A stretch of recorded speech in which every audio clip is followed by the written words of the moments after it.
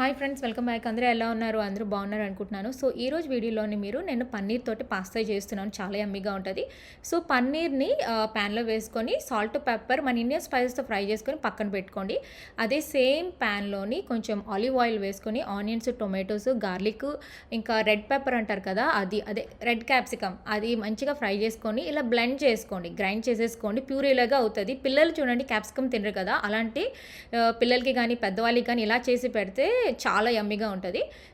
So same ప్యాన్లోనే ప్యూరే వేసేసి Mac and cheese వేసేసి పన్నీర్ కూడా ఫ్రై చేసుకున్నాం కదా, అది కూడా వేసుకొని మంచిగా మిక్స్ చేయండి. సో ఇక్కడ నేను మ్యాక్ అండ్ చీజ్ చేస్తాం కదా, నేను ఆ పాస్తా యూస్ చేశాను.